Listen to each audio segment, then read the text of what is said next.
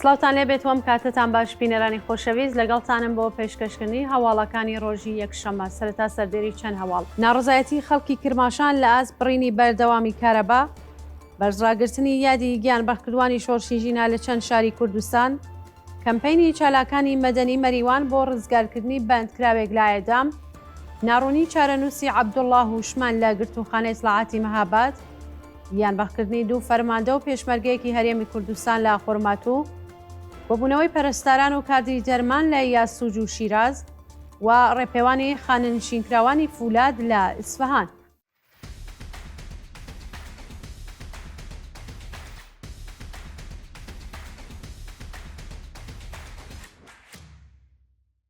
درێژێ هەواڵەکان ناڕزایەتی خەڵکی کرماشان لە ئاست بڕینی بەردەوامی کارەبا. ڕۆژی یەکشەمە 27 خەزەڵوەری 1403 دانیشتوانی شاری کرماشان لە ئاست بڕانی بەردەوامی کارەبا ناڕزایەتیان دەربڕی. بەوتەی هاوڵاتیان دەوڵەت بە بیانووی ڕێگری لە سووتاندنی مازۆت بەرقی بەسەر خەڵک و کاسبکاراندا قەت کردووە. لە حاڵێکدا کەش و هەوای کرماشان پیستر لە جارانە و هیچ بەرپرسێکی ڕژیم وڵامدەرەوەی زیانە گیانی و مادیەکانی خەڵک نییە. بەرزڕاگرتنی یادی گیانبەخکردوانی شۆڕشیژینا لە چەند شاری کوردستان. ڕۆژی شەمە 26 خەزەڵوەری 1403 بنەماڵەی کۆمەڵێک لە گیانبەختکردوانی شۆڕشیژینا لە شارەکانی سنا، بۆکان، مەهاباد و پیرانشار بە کۆبوونەوە لەسەر مەزاری ئازیزانیان ڕێزیان لە بیرەوەریەکانیان کرد. بەپێی ئەو وێنانەی بەدەستمان گەشتووە بنەماڵەی دکتۆر ئازاد حوسێنی پور لە گیانبەخکردوانی شۆڕشیژینا لە شاری مەهاباد مەزارەکەیان گوڵباران کرد و لە پیرانشار بنەماڵەی ئەمیر فەراسەتی دومین ساڵڕۆژی گیانبەخکردنیان بەرز ڕاگرتووە. لە شاری سنا شوێنی گیانبەخکردنی شاهۆ بەهمەنی لەلایەن کەسوکاریەوە گوڵباران کرا و لە شاری بۆکان هێزە ئەمنیەتیەکان ڕێگەیان نەداوە خەڵکی ئەو شارە لەسەر مەزاری گیانبەخکردوانی شۆڕشیژینا کۆ ببنەوە و تەنیا بنەماڵەی قوربانیان توانیویانە سەردانی مەزاری ڕۆڵەکانیان بکەن. کەمپەینی چالاکانی مەدەنی مەریوان بۆ ڕزگارکردنی بەردکراوێک لە ئێعدام. ڕۆژی شەمە 26 خەزەڵوەر چالاکانی مەدەنی شاری مەریوان کەمپەینێکیان بۆ ڕزگارکردنی بەندکراوێکی مەحکوم بە ئێعدام لە پەتی سێدارا بەڕێوەبرد.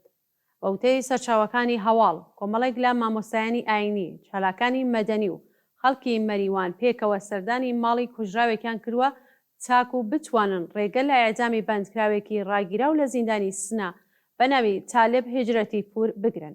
تالێب هجرەتی پور هاوڵاتی خەڵکی گوندی بەردەڕەشی سەر بەرشاری مەریوان لە ساڵی 1393 هەتاویەوە بە تۆمەتی کوشتنی بە ئەنقەست دەست بەسەر کرا. ناڕوونی چارەنووسی عەبدوڵڵاه هوشمان لە گرتوخانەی سڵاعەتی مەهاباد. بەپێی راپۆرتی کانونی مافی مرۆڤی کوردستان، چارەنووسی هاوڵاتیەکی خەڵکی مەهاباد بە ناوی عەبدوڵڵاه هوشمەند پاش دەستبەسەرکران لەلایەن ئیدارەی سڵاعەتەوە بە ناڕوونی ماوەتەوە.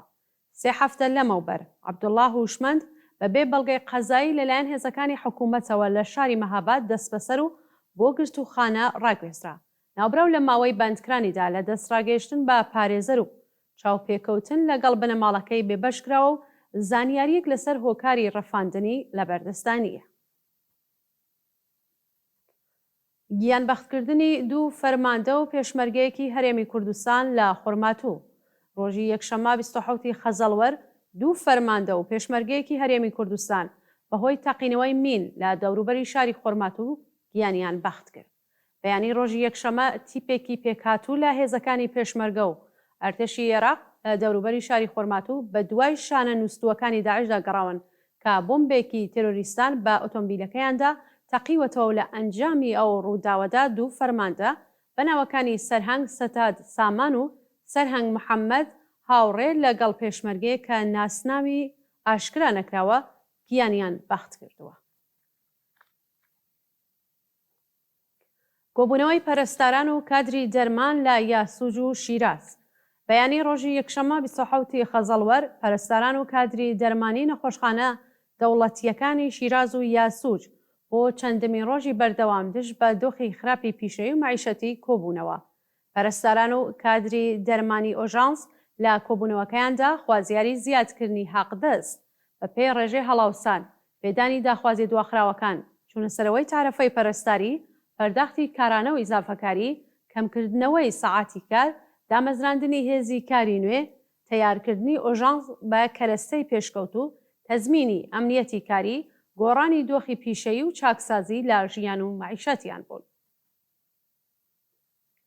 ڕێپێوانی خانشینکراوانی فولاد لە ئیسفەهان ڕۆژی یەکشەمە 27 خەزەڵوەر خانشینکراوانی سەنعەتی فولاد لە ئیسفەهان لە ناڕزایەتی بە نەدانی داخوازیەکانیان ڕژانە سەر شەقام و ڕێپێوانیان کرد. خانشینکراوان پاش ڕێپێوان لەسەر شەقام لە بەردەم سندوقی خاننشینی ئیسفەهاندا کۆبوونەوە و خوازیاری زیادکردنی حەقدەست، دابینکردنی بیمەی تەکمیلی، پێدانی مەزایە دواخراوەکان، بەکردەوە دەرهاتنی گەڵاڵەی هاوسانسازی، گەڕانەوەی سربەخۆیی بە سندوقی خاننشینی کرێکارانی فولاد و هەڵوەشانەوەی بڕیاری دەوڵەت بۆ تێکەڵکردنی سندوقەکانی خاننشینی بوون. کۆبوونەوەی خانشینکراوانی تامینی اجتماعی لە چەند شاری ئێران. خانشینکراوانی تامینی اجتماعی ڕۆژی یەکشەمە 27 خەزەڵوەر لە شارەکانی تاران، ئەهواز و شوش خۆپیشاندانیان کرد و دژ بە حکوومەتی ئیسلامی دروشمیان بەرز کردەوە.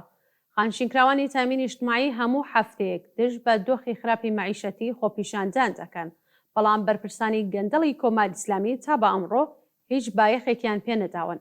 خانشینکراوانی تامینی اجتماعی خوازیاری زیادکردنی حەقدەست بە پێی ڕێژەی هەڵاوسان بەهرەمەندبوون لە مەزایای خاننشینی، دابینکردنی بیمەی دەرمانی و هاوسانسازی حەقدەست بوون. لە سێدارەدانی حەوت بەندکراو لە چەند زیندانی ئێران. بە پێی راپۆرتی کانونی مافی مرۆڤی ئێران حەوت بەندکراو لە زیندانەکانی ئیسفەهان، قزلحیساری کەرەج و بیرجەن بە تۆمەتەکانی کوشتنی بە ئانقەست و پەیوەندیدار بە مادەی هۆشبەر لە سێدارە دراون. ناسناوی بەشێک لە بەندکراوان بریتیە لە سەجاد کەرەمی، جەحفەر ڕەهسپار، ئیراج ئەحەدی، سەجاد شوجاعی و پەرویز بەراهوویی. شانی باسە کە دوو بەندکراوی دیکە لە زیندانی بیرجەن بێ دوایین دیدار لەگەڵ بنەماڵە ئێعدام کراون و ناسناویان بۆ ڕایگشتی ئاشکرا نەکراوە. ڕاگوێزرانی نەرگس محەممەدی لە نەخۆشخانەوە بۆ زیندانی ئێڤین. مستەفا نیلی پارێزەری دادگستەری ڕۆژی شەممە 26 خەزەڵوەر ڕایگەیان نەرگس محەممەدی بە تازەیی نەشتەرگەری بۆ کراوە و دۆخی تەندروستی ناجێگیرە، بەڵام بە فەرمانی بەرپرسانی زیندانی ئێڤین ڕاگوێزی بەندی ژنان کراوە. هەفتەی ڕابردوو لاقێکی نەرگس محەممەدی کە تۆمۆری سەرەتانی تێدا بوو نەشتەرگەری بۆ کراوە و پزیشکان ناچاربوون لە ڕێگەی پەیوەندی ئێسقانەوە کێشەکەی چارەسەر بکەن. ڕۆژی ڕابردوو وێڕای پێشنیاری پزیشکەکان بۆ مانەوەی نەرگس لە نەخۆشخانە و نەجوڵانەوەی تەختەکەی ئەو بەندکراوە سیاسیە بە فەرمانی بەرپرسانی قەزایی گەڕێنراوێتەوە بەندی ژنانی زیندانی ئێڤین و مەترسی لەسەر گیانی دروست بووە. و دووە هەواڵمان سەبارەتە بە کۆبوونەوەی ئێرانیانی ئازادیخوازی دەرەوەی وڵات دژ بە کۆماری ئیسلامی. ڕۆژی شەمە 26 خەزەڵوەر ئێرانیانی ئازادیخواز لە شارەکانی لەندەن، فرانکفۆرت و واشنگتۆن بۆ پشتیوانی لە بەندکراوانی سیاسی و ڕێزلێنان لە یادی گیان بەخکردوانی شۆڕشی خەزەڵوەری 98 هەروەها بەرزڕاگرتنی یادی کیانوش سەنجەری خۆپیشاندانیان کرد.